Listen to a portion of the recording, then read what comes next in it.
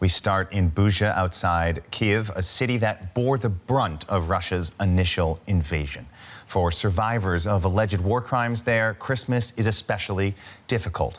It's also different this year, with the holiday happening now instead of in early January, per Russian Orthodox tradition. DW's Emmanuelle Chaze has more.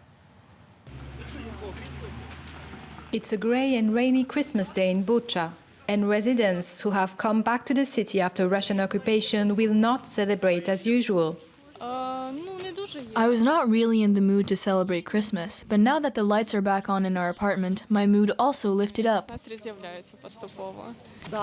We are ready to celebrate, but this year it's only going to be the small family circle. I'm not really in the mood for Christmas this year, but I'll try to create special moments for the children. This year they survived the worst, but Bucha residents are unbroken. Tonight the art school students will perform at a concert. And Sasha, a young musician, is proudly wearing his vyshyvanka, Ukraine's traditional outfit. When I wear my vyshyvanka, I feel very Ukrainian. I feel that Ukrainian thing, that Ukrainian culture is very rich. I feel very proud to be born here. That same day, in Bucha's art center, hundreds gathered for a few hours of pure joy.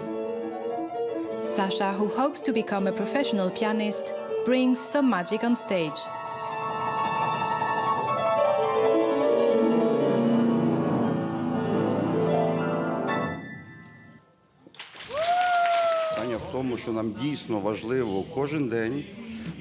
It's about what is really important. Every day, we must prove to our defenders on the front line that we support them, that Ukrainian traditions can't be destroyed by the enemy.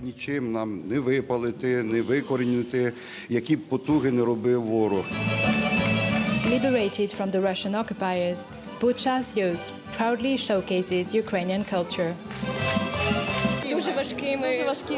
We had a very difficult 6 months preparing for this show in the shelters, without light, but we continued because we wanted to show our skills today.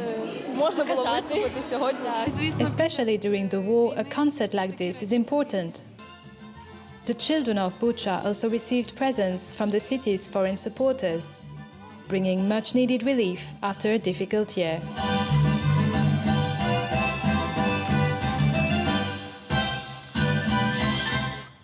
And right now to the reporter of that story, DW correspondent Emmanuelle Chaze with us in Kyiv. Emmanuelle, it's very good to see you there, and some impressive performances on stage, especially that pianist.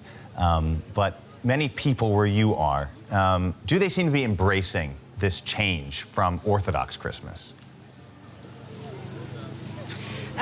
Hi, William, and also Merry Christmas. Well, this year, of course, is very particular for Ukrainians. They certainly didn't expect to live Christmas in such conditions, and this came with a big change this year. In order to distance themselves from Russia, a lot of them don't celebrate Orthodox Christmas anymore. And you can see behind me, there's a Kyiv Christmas tree illuminated with the colors of the Ukrainian flag. There's also a lot of people here who are celebrating today rather than celebrating on the 7th of January. I've talked to some people, some also found a good compromise, also for older generations. They will celebrate today Christmas with friends and immediate family, and then they will have another celebration with their grandparents, for example, on the 7th of January. But they really want to make a point that this year is different, and that they identify most with Western culture rather than with Russian culture.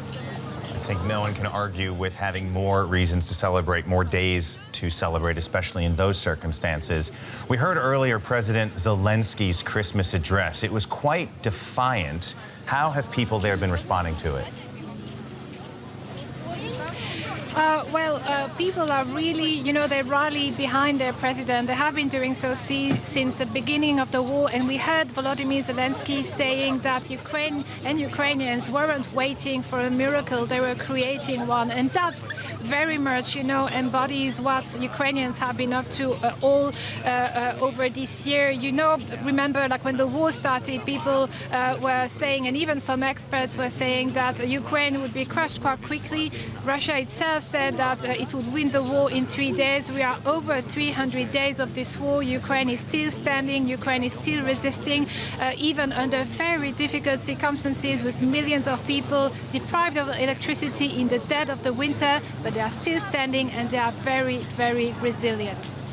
And we heard some people on that report you did, some people you've spoken to, that they're not feeling much in the Christmas spirit, which is, of course, completely understandable. How hopeful do people seem that next Christmas will come under better circumstances?